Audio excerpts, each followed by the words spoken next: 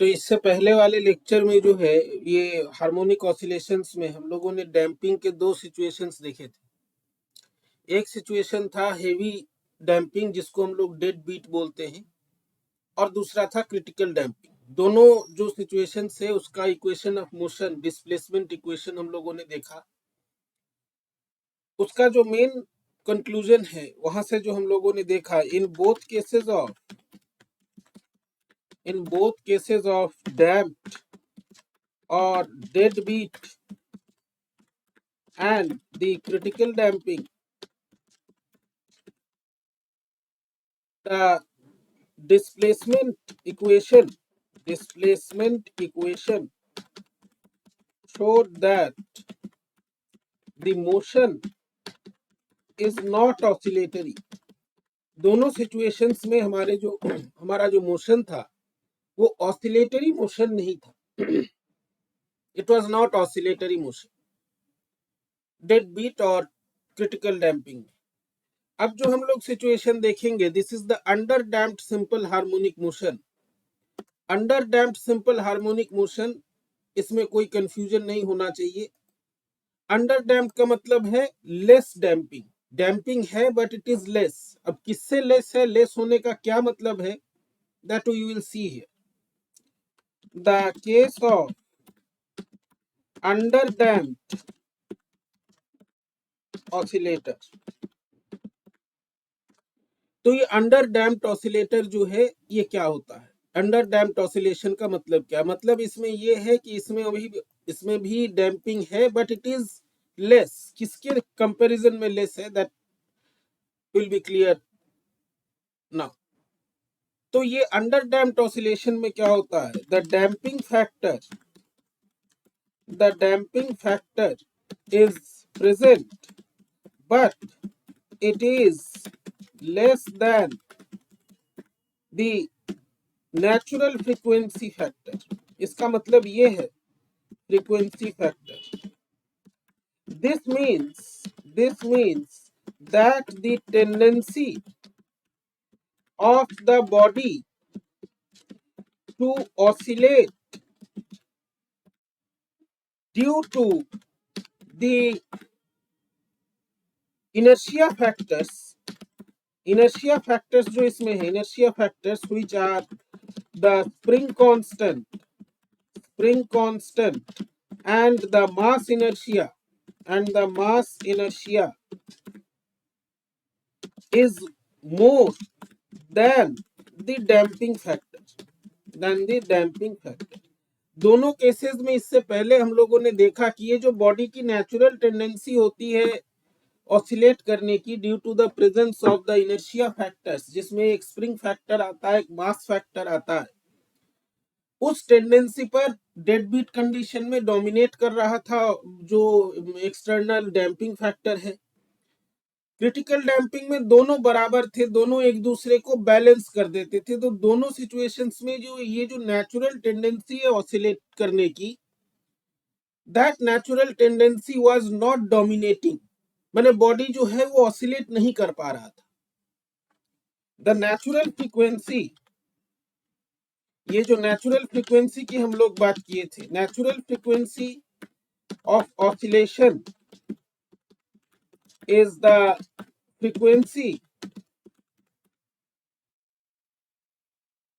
Omega is equal to s by m और k by m. ये natural frequency होती है। नेचुरल फ्रीक्वेंसी का मतलब जो नेचुरल फैक्टर्स या जो इनहेरेंट फैक्टर्स के कारण ऑसिलेशन होता है उसकी जो फ्रीक्वेंसी है उसको हम लोग नेचुरल फ्रीक्वेंसी कहते हैं। तो इस फ्रीक्वेंसी पर, इस नेचुरल टेंडेंसी पर डोमिनेट कर रहा था डैम्पिंग फैक्टर, और एक में जो है इसको वो बैलेंस कर दे रहा था। लेकिन ये जो सिचुएशन है इसमें डैम्पिंग फैक्टर है but it is not dominating over the natural tendency to oscillate. In this case, the damping factor is not dominating over the natural tendency to oscillate.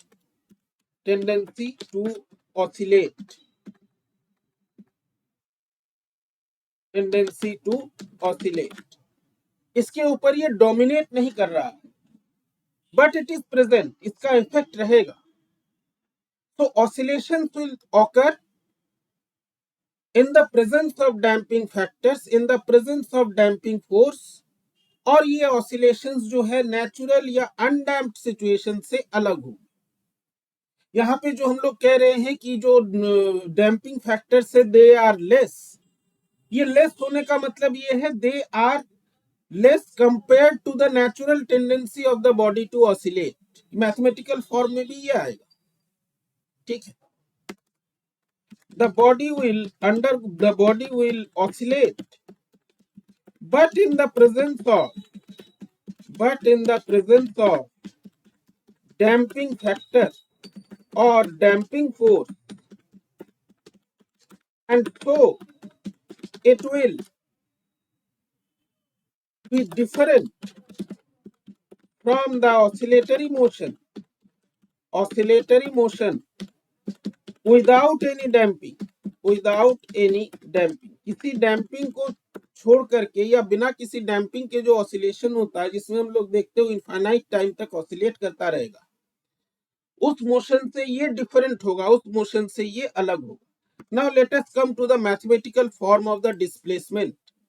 जो हम इक्वेशंस देख रहे थे, उसी इक्वेशन से जो है हमको पता चलेगा कि इसमें डिस्प्लेसमेंट किस प्रकार का हो रहा है। मैथमेटिकल फॉर्म ऑफ या mathematical analysis of the damped simple harmonic oscillator, damped simple harmonic oscillator का जो मैथमेटिकल एनालिसिस है, let us come to this. तो इसमें हमारे पास इक्वेशंस थे, हम लोगों ने पिछले लेक्चर में देखे हैं किस प्रकार के इक्वेशंस थे। The main thing is that हमको जो है एक्स का वेरिएशन देखना है with time, and the condition that we have to take into consideration is that r square by 4m square, जो कि डैम्पिंग फैक्टर है या डैम्पिंग से रिलेटेड है, that is less than the natural frequency. Now in this case, how the equation, how the form, how displacement will vary with time, यही हमको देखना है। In the case of under damping, we have, हमारे पास जो condition है वो ये condition, r square by 4m square less than s by m. Damping factor is less than the natural frequency or the natural tendency to oscillate. Under this condition हमारे solutions किस प्रकार के होंगे? तो जब ये कंडीशन होता है, under this condition we have the damped oscillations. इससे पहले oscillations नहीं होते थे। अंडर हेविली डैम्प्ड और क्रिटिकल डैम्पिंग में ऑसिलेशंस नहीं होते थे, यहाँ पे ऑसिलेशन हो रहे हैं, यहाँ पे ऑसिलेशंस होंगे और इसीलिए इसको डैम्प्ड सिंपल हार्मोनिक ऑसिलेटर कहा जा रहा है। Now let us see the mathematical form. तो अगर हम मैथमेटिकल फॉर्म देखें, अगर ये क्वांटिटी, अगर ये कंडीशन हमारे पास है कि r square by 4m square is less than s by m, इसका जो स्क्वायर रूट होगा नेचुरली, ये हम लोग जानते हैं बहुत बचपन से कि नेगेटिव क्वांटिटी का स्क्वायर रूट जो है ये कॉम्प्लेक्स क्वांटिटी होता है। द क्वांटिटी विल बी, या इमेजिनरी क्वांटिटी होता है, ज्यादा अप्रोप्रिएट वर्ड है, is an imaginary quantity. Imaginary quantity का मतलब क्या है, ये हम लोग पहले डिस्कस कर चुके हैं। इमेजिनरी का मतलब ये नहीं कि काल्पनिक है, ये है, इट इज ऑकरिंग।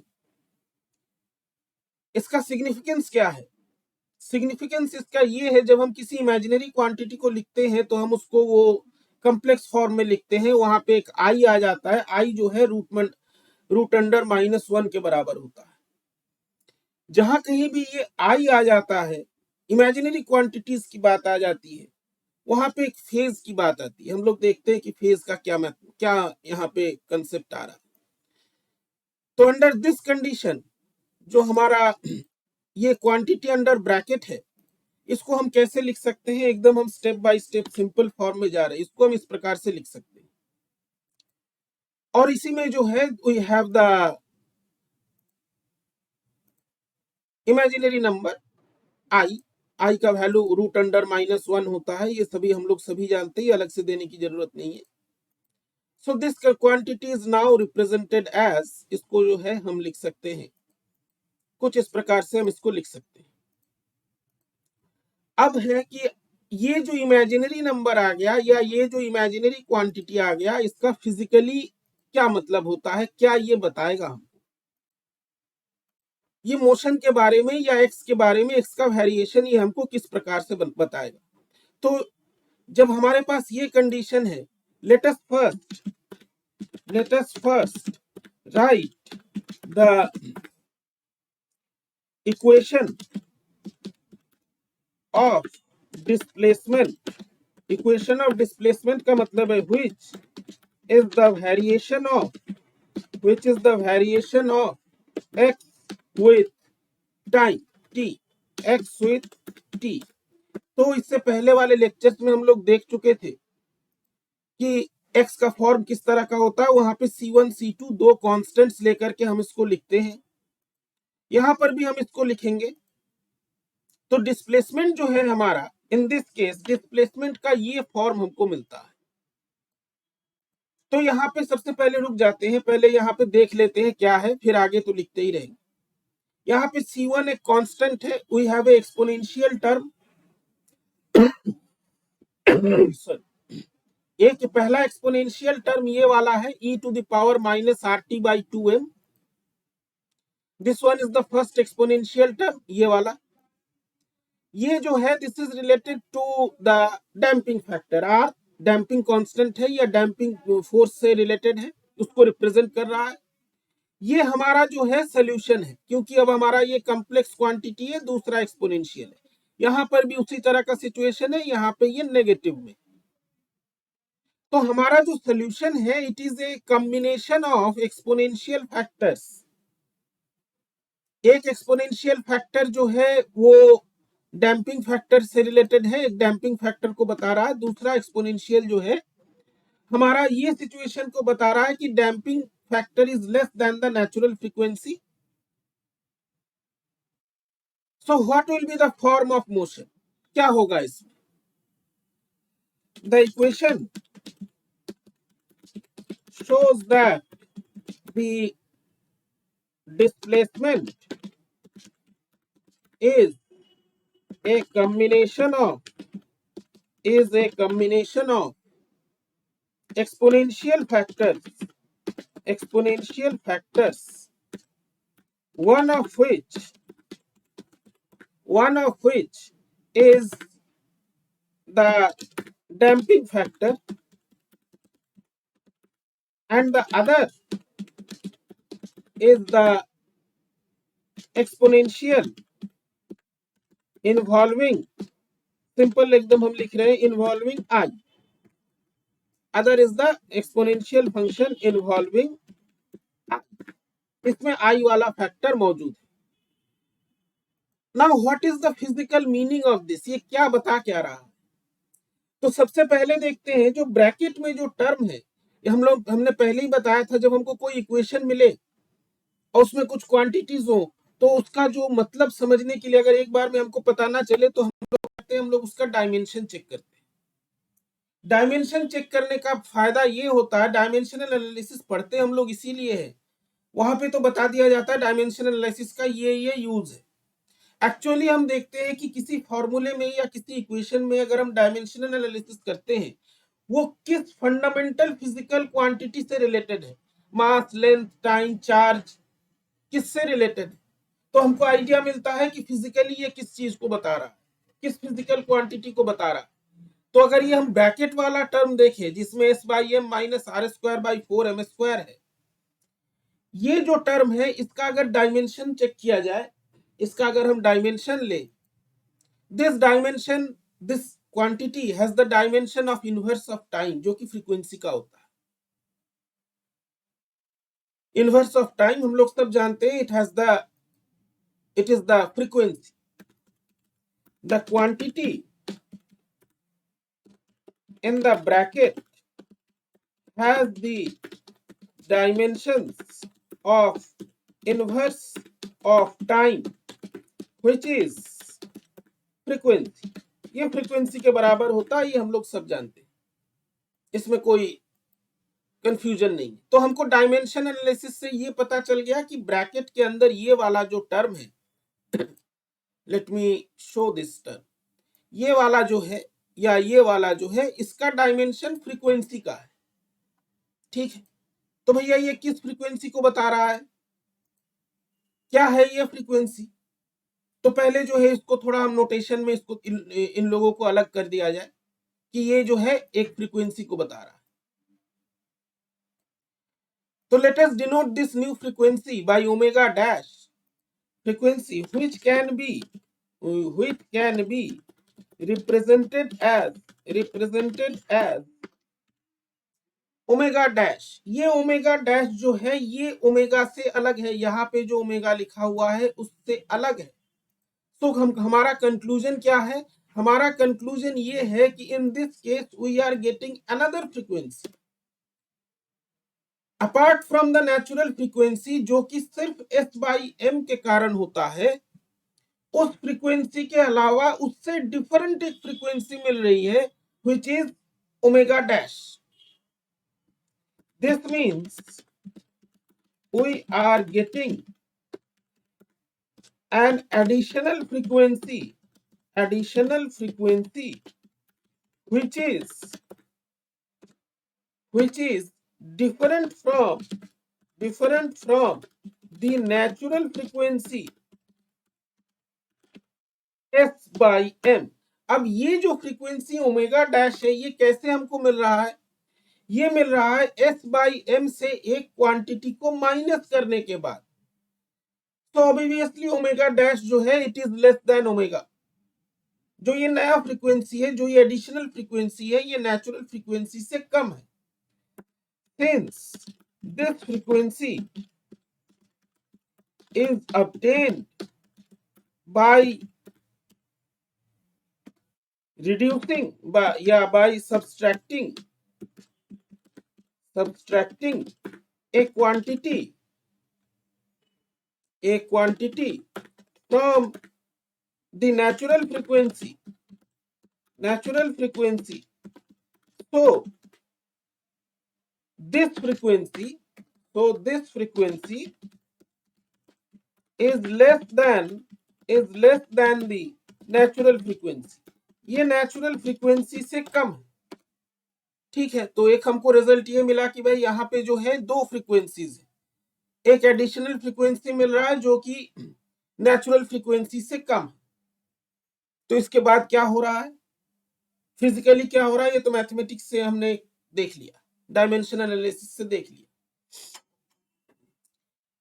तो ये जो सेकेंड एक्सपोनेंशियल है जहां पे e to the power i का फॉर्म है, माने ये वाला इस एक्सपोनेंशियल के हम ये अलग, यहाँ पे सब घिचपिच हो रहा है, हम जो इसको अलग से देते हैं।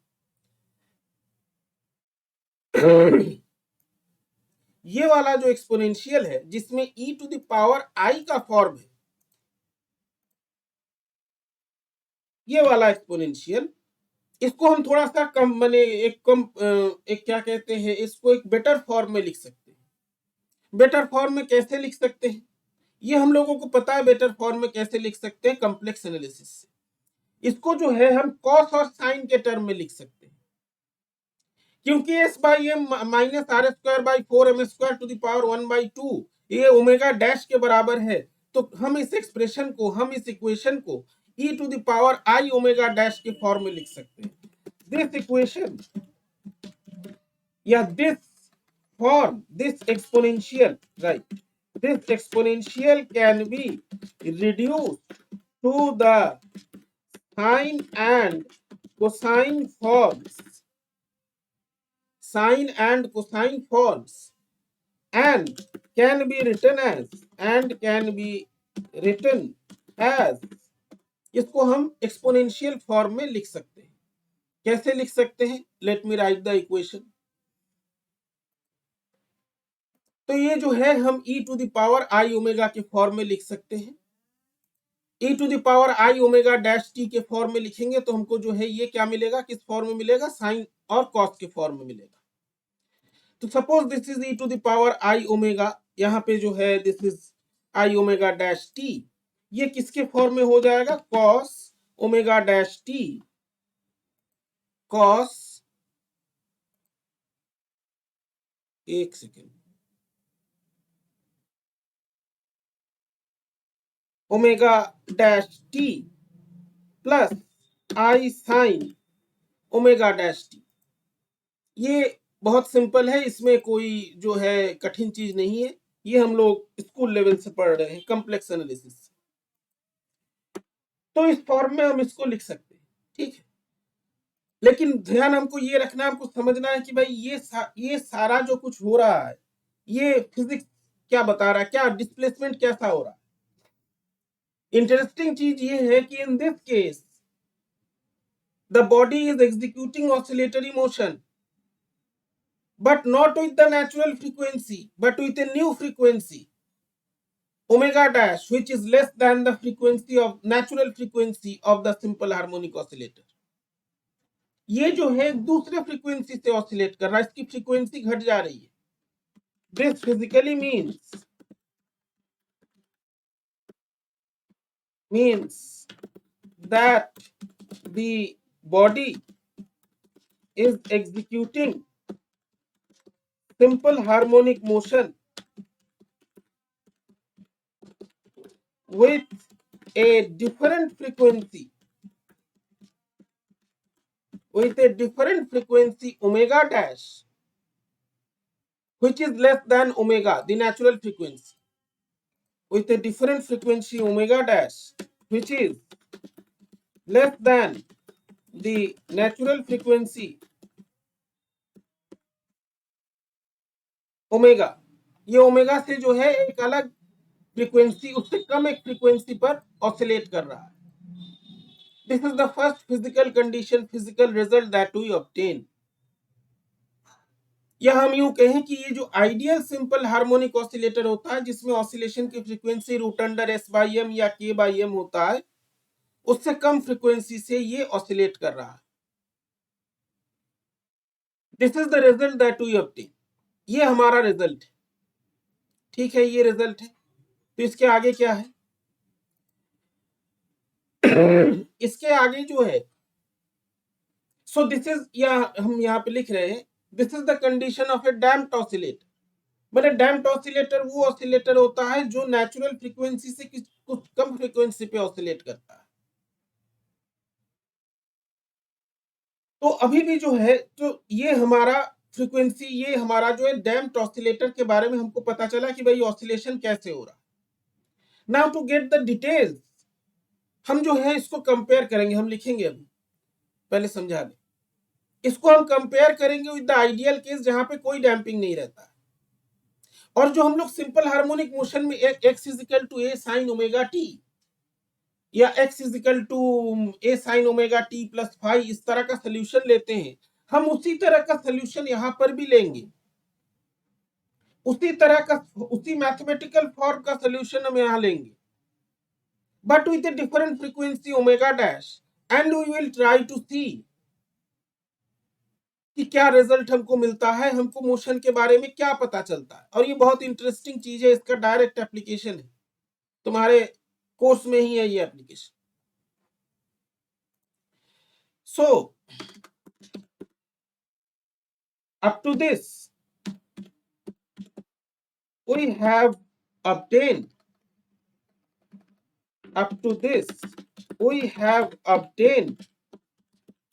the form of the damped harmonic oscillator,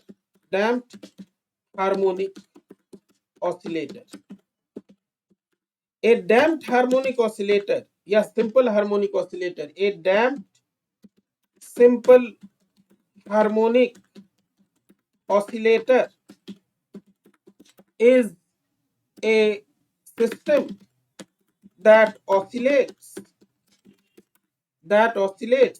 with a frequency less than the natural frequency of the undamped simple harmonic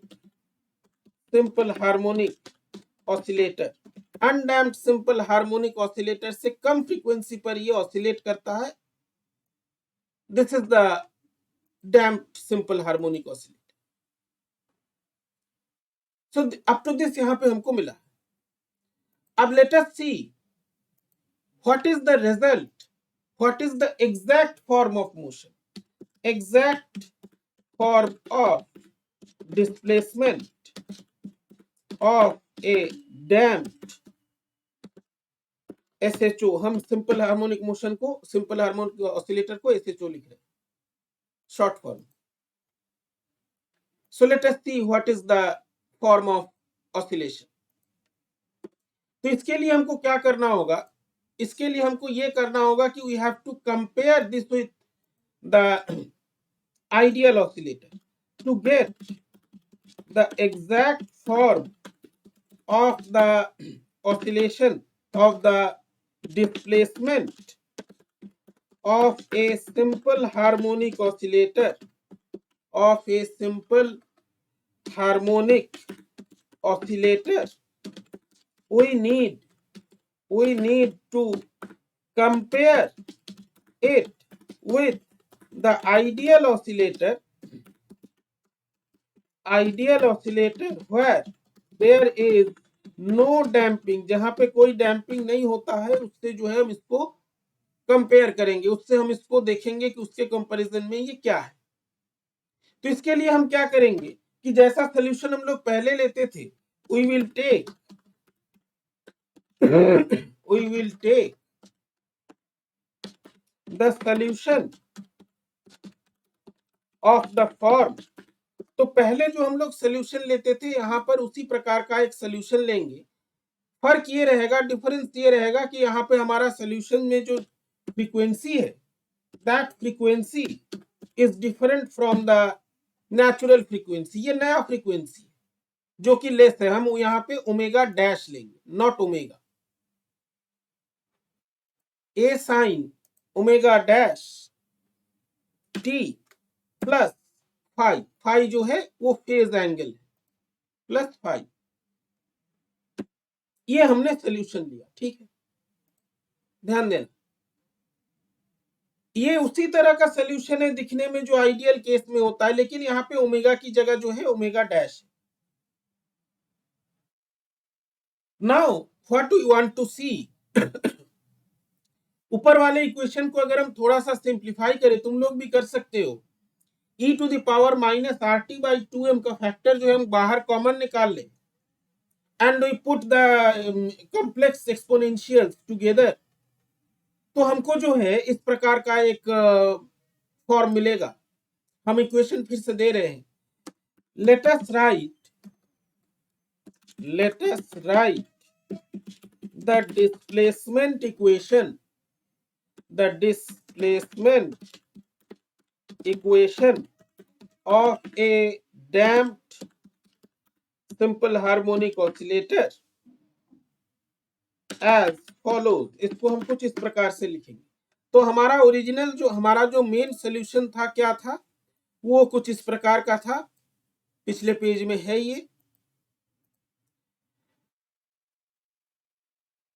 ये सोल्यूशन हमारा इस प्रकार का था. इसमें हम क्या करते हैं, e to the power minus RT by 2m को दोनों तरफ से कॉमन ले लेते हैं बाहर निकाल करके, और ये जो है हम ओमेगा डैश के फॉर्म में लिख सकते हैं. यहाँ पे हम जो है उतना सिंप्लीफाई करके नहीं लिख रहे हैं क्योंकि टाइम उसमें बहुत समय लगता है. तो ये तुम लोग भी कर सकते हो, e to the power minus RT by 2m by, उसको बाहर निकाल ले अगर हम, तो हमारा सोल्यूशन कुछ इस प्रकार का, या फॉर्म जो है इस प्रकार का. ये सिंपल, ठीक है. अब इसमें जो है, नाउ लेट अस सी कि इसमें हम क्या कर सकते हैं आगे. यहां पे हमारे पास दो कांस्टेंट्स हैं, C1 है और C2 है, और हमने जो सोल्यूशन चूज किया है x equal to a sine omega dash T plus phi, उसमें भी जो है a एक कांस्टेंट है. a एम्पलीट्यूड से रिलेटेड है, एम्पलीट्यूड को बताता है, ये हम लोग पहले लेक्चर्स में देख चुके हैं. तो ये जो a और फाई है ये कुछ कांस्टेंट्स हैं, ये मोशन को बताते हैं। कब बताते हैं? जब t बराबर 0 होता है। t बराबर 0 होने पर जो है ये मोशन को बताते हैं। a एम्पलीट्यूड होता है, t बराबर 0 पर माने इनिशियल कंडीशन पे क्या है इस चीज को ये बताते हैं। Now our job is to solve this condition. हमको जो है करना बेसिकली क्या करना है, what we want to do is that we have to get an expression in terms of A के टर्म्स में हमको जो है एक एक्सप्रेशन चाहिए और C1 और C2 को हटा देना है। माने C1 और C2 को जो ये कांस्टेंट्स है, अब देखो यहाँ पे फिजिकली हम लोग क्या कर रहे हैं, अनछट के कोई मैथमेटिक्स नहीं करते। हम बेसिकली यहाँ पे क्या कर रहे हैं, we are comparing the damped oscillator with the ideal oscillator. Ideal oscillator का इक्वेशन क्या होता है, इस प्रकार का होता है। आइडियल ऑसिलेटर जो हम लोग पढ़े थे उसमें इक्वेशन जो x का इक्वेशन होता है इस प्रकार का होता है। हमने उसी फॉर्म का इक्वेशन लिया विद द डिफरेंस कि यहाँ पे ओमेगा डैश, ठीक है। तो we are trying to represent this equation, ये वाला जो इक्वेशन, ये वाला जो टर्म है, इसको ये वाला जो x का फॉर्म है, we are trying to express this form of x in terms of the displacement of an ideal oscillator. We are trying to represent the displacement of the damped oscillator in terms of the displacement of an ideal oscillator. ये ideal oscillator के terms में हम इसको represent कर रहे हैं। तो इसका मतलब ये है, so we have to replace the constants C1 and C2 with A, और जिसको और सिंपल तरीके से कहें, in other words we have to represent the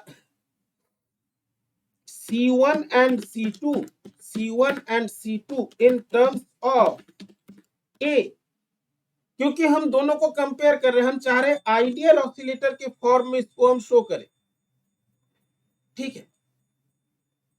तो इसके लिए हम लोग क्या कर सकते हैं, इसके लिए हमको C1 और C2 की जगह हमको A लाना पड़ेगा। तो इसका एक सिंपल मैथमेटिकल सब्स्टिट्यूशन है कि इसको हम रिप्रेजेंट करें। ये भी तुम लोग कॉम्प्लेक्स एनालिसिस में पढ़े हो, लेकिन ज्यादा माथापच्ची करने की जरूरत नहीं है। हम लोग C1 और C2 को जो है A के टर्म्स में कुछ इस प्रकार से रिप्रेजेंट करते हैं। ये नीचे जो है एक एक्सपोनेंशियल आ गया है और जो पॉजिटिव नेगेटिव एक्सपोनेंशियल्स है वो ऊपर, ठीक है। This is a mathematical trick, you can see. A और फाई क्या है हम लोग जानते हैं। तो अगर हम ये सब्स्टिट्यूशन करें C1 और C2 की जगह, ऊपर इक्वेशन में रख के देखो क्या मिलता है, x के इक्वेशन में रख करके देखो क्या मिलता है। तो x के इक्वेशन में अगर हम ये फॉर्म्स रखें with these values of C1 and C2, we have the displacement of the damped simple harmonic oscillator as, तो ये जो है हमारा डैम्प्ड सिंपल हार्मोनिक ऑसिलेटर का फॉर्म हमको मिलता है। इसको हम इधर भी दे देते हैं। ये हमारा डैम्प्ड सिंपल हार्मोनिक ऑसिलेटर का फॉर्म मिलता है। Now this equation speaks a lot, ये बहुत कुछ बोलता है। कैसे बोलता है अभी हम लोग देखते हैं। ये जो x का एक्सप्रेशन है इसमें एक टर्म है, साइन का टर्म है। एकदम सिंपल तरीके से समझने की कोशिश करते हैं क्या है। इसमें एक साइन का टर्म है, साइन माने पीरियोडिक वेरिएशन। ठीक, हम लोग इससे पहले लेक्चर्स में पढ़ चुके हैं, साइन कोसाइन जो है ये ऑसिलेटरी बिहेवियर को शो करता है। ठीक, बहुत अच्छे। लेकिन इससे पहले और अभी में फर्क ये है, हमारे पास साइन ओमेगा टी, अगर इसी से हम कंपेयर करें, हम इस इक्वेशन को यहां पर फिर से कॉपी कर लेते हैं, इससे जो है तुमको समझने में आसानी होगी।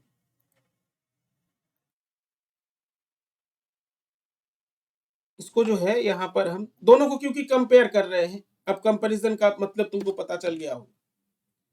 ये दोनों को हमने एक साथ रखा। यहाँ पे क्या है, ये इस इक्वेशन में क्या है, ये नॉर्मल जो है या अनडैम्प्ड कंडीशन में आइडियल ऑसिलेटर का इक्वेशन है। ये आइडियल ऑसिलेटर का इक्वेशन में x is equal to a sin omega dash t plus phi है। इन दोनों को अगर हम कंपेयर करें तो डैम्प्ड सिचुएशन में हमको एक एक्स्ट्रा फैक्टर मिलता है। एक्स्ट्रा फैक्टर ये है, this one is the extra factor. तो हमको क्या मिल रहा है यहाँ पर, दोनों को अगर हम कंपेयर करके देखें, हमको एक एक्सपोनेंशियल टर्म जो है एडिशनल मिल रहा है in the damped oscillator. Comparing the two results, we see that there is an extra term of exponential form in the displacement equation of a damped simple harmonic oscillator. एक damped simple harmonic oscillator के case में हमको एक extra factor मिल रहा है। तो क्या समझे इसको, कैसे समझे? t बराबर 0 पर अगर हम इस सिचुएशन को देखें, t बराबर 0 पर, t बराबर 0 अगर हम यहां पे रखें तो t ये 0 हो जाएगा, x बराबर a sin फाई होगा। ठीक है, समझते हैं एक एक करके, सिंपल सी चीज है, बहुत कठिन नहीं है। तो ये जो हम लोग देख रहे हैं, x बराबर हम लिखेंगे सब कुछ, x बराबर a sin फाई, x बराबर a cos फाई। हम लोग क्या देखते हैं कि ये जो साइन कॉस जिस तरह का वेरिएशन होता है वो साइनोसॉइडल या कोसाइन वेरिएशन है, पीरियोडिक मोशन है, सिंपल हार्मोनिक मोशन है। लेकिन यहाँ पे एक डिफरेंस है, यहाँ पे एक फैक्टर है, यहाँ पे एक जो क्वांटिटी है दैट इज द फ्रीक्वेंसी। तो इसको एनालाइज करने के लिए let us take the case at t equal to 0 in the displacement of the damped SHO। damped simple harmonic motion में जो है हम लोग एक कंडीशन लेते हैं t बराबर 0। तो x जो ऊपर वाला इक्वेशन है इसमें t रखोगे तो एक्सपोनेंशियल वाला टर्म 1 हो जाएगा, एक्सपोनेंशियल वाला टर्म 1 हो जाएगा, साइन ओमेगा डैश t है वो खत्म हो जाएगा, बचेगा क्या, x is equal to a sin phi, x equal to a sin phi at t equal to 0 हम लिख सकते हैं कि नहीं? बिल्कुल लिख सकते हैं। This is the condition. This shows that x varies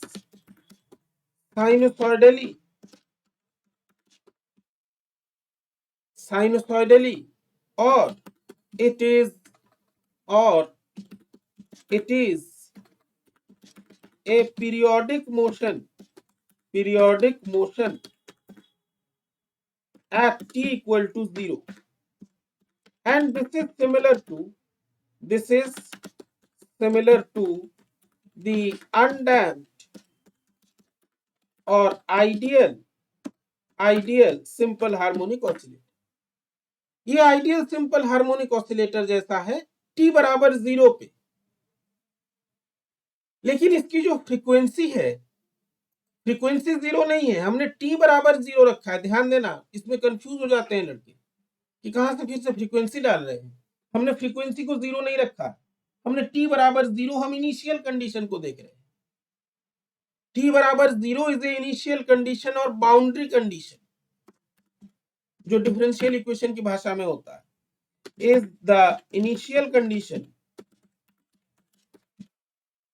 और बाउंड्री कंडीशन। और हमने ओमेगा को 0 नहीं रखा है। जब ऑसिलेशन हो रहा है, टाइम पीरियड जब है, जब ऑसिलेशन यहाँ पे हो रहा है, उसकी फ्रीक्वेंसी होगी। However, this oscillation occurs with a frequency, इसकी जो फ्रीक्वेंसी है इस ऑसिलेशन की, वो नेचुरल फ्रीक्वेंसी पहले जैसा नहीं है। ये फ्रीक्वेंसी क्या है? ओमेगा डैश है। ओमेगा डैश क्या है? Natural frequency h by m और आर स्क्वायर बाई 4m² का डिफरेंस है। ये डिफरेंस है। तो अब जो ऑसिलेशन हो रहा है ये अलग फ्रीक्वेंसी से हो रहा है।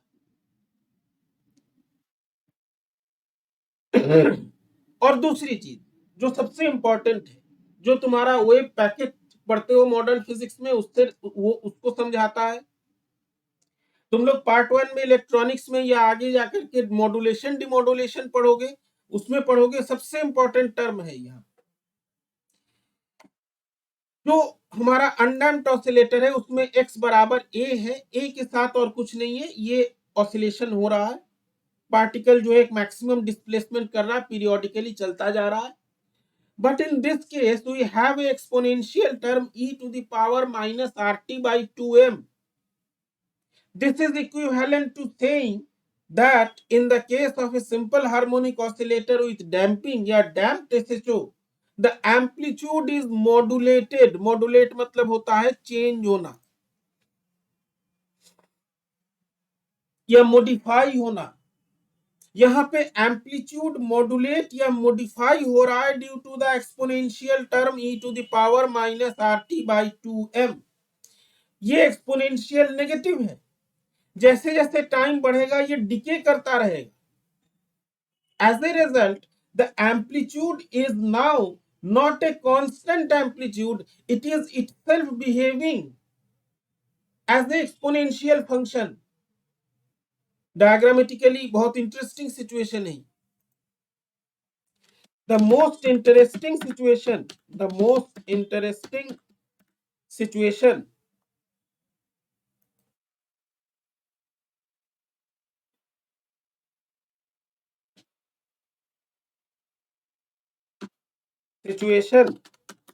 is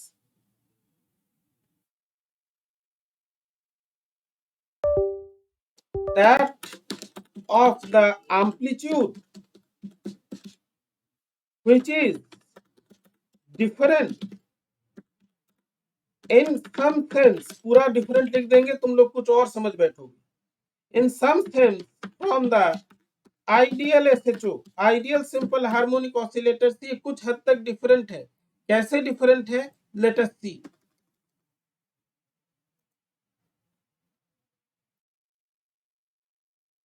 In the case of in the case of damped oscillator,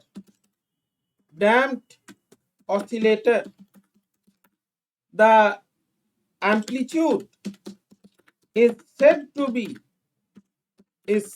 be modulated or modified by an exponential term that decreases with time। इसी को मॉड्यूलेशन बोलते हैं। पार्ट 1 में पढ़ा होगा इलेक्ट्रॉनिक्स में मॉड्यूलेशन, आगे भी जाके पढ़ोगे मॉड्यूलेशन। फ्रीक्वेंसी मॉड्यूलेशन होता है, एम्पलीट्यूड मॉड्यूलेशन होता है। एम्पलीट्यूड मॉड्यूलेशन में जो है वो ऑडियो सिग्नल को दूर तक भेजने के लिए एम्पलीट्यूड मॉड्यूलेशन करते हैं। This is amplitude modulation. यहाँ पे एक दूसरे तरह का चेंज हो रहा है, वहां पे दूसरे तरह का चेंज होता है। तो ये जो एम्पलीट्यूड मॉड्यूलेशन, यहाँ पे जो मॉड्यूलेशन हो रहा है, इसमें इसका रिजल्ट क्या है?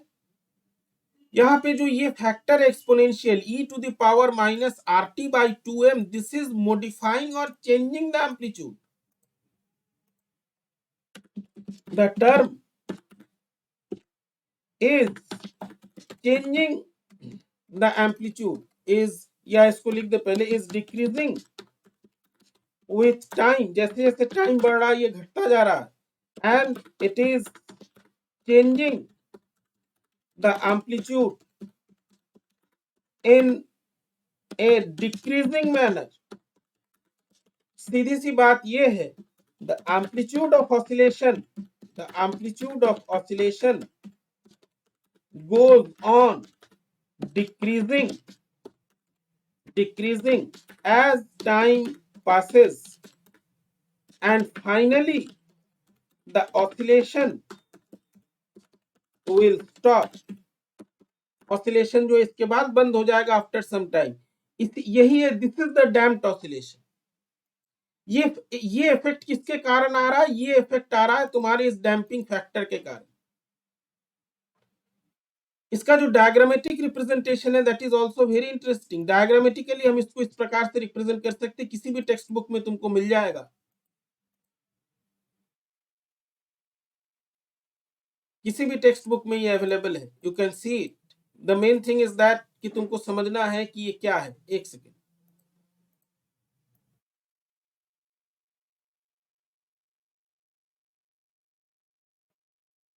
डायग्रामेटिकली अगर हम इसको रिप्रेजेंट करें, डायग्रामेटिक रिप्रेजेंटेशन इसका कुछ इस प्रकार का है। यहाँ पे जो डॉटेड लाइन है, ये डॉटेड लाइन क्या बता रहा है? ये डॉटेड लाइन उस एक्सपोनेंशियल फैक्टर को बता रहा है जो डैम्पिंग फैक्टर है, जो मॉड्यूलेट कर रहा है। तो तुम्हारा जो ऑसिलेशन हो रहा है, ये ऑसिलेशन अब फ्रीली नहीं हो रहा है, ये जो एम्पलीट्यूड है इस पर एक रेस्ट्रिक्शन लग जा रहा है कि ये इस डॉटेड लाइन के अंदर होना चाहिए, इसके बाहर ये नहीं जा सकता। बहुत इंटरेस्टिंग सिचुएशन है। ये एक्सपोनेंशियल कर्व डिक्रीज होता जाएगा तो ये एम्पलीट्यूड भी उसी के साथ साथ डिक्रीज होता जाएगा, क्योंकि इसके बाहर नहीं जा सकता। This is called modulation, this is called changing. और फाइनली ये जहां पर जो है जीरो को टच करेगा या बहुत कम हो जाएगा, एम्पलीट्यूड विल डाई आउट, तुम्हारा ऑसिलेशन बंद हो जाएगा, your galvanometer will stop. This is the mechanism of damping. From the diagram, we observe that the amplitude of the oscillator, of the damped simple harmonic oscillator, is restricted by the damping factor, as the amplitude cannot cross the dotted lines or the boundary. इस boundary को ये cross नहीं कर सकता, तो इसका amplitude जो है यहीं तक लिमिटेड है, इसके बाहर नहीं जा सकता, क्योंकि ये डॉटेड लाइन जो है एक्सपोनेंशियल कर्व धीरे धीरे समय के साथ घट रहा है, एम्पलीट्यूड भी धीरे धीरे समय के साथ घटेगा, at a time it will become zero. The amplitude will go on decreasing with time and finally will become zero, and the oscillator will stop, or the oscillations will die out. Oscillations मर जाएंगे, खत्म हो जाएंगे oscillation. This is the mechanism.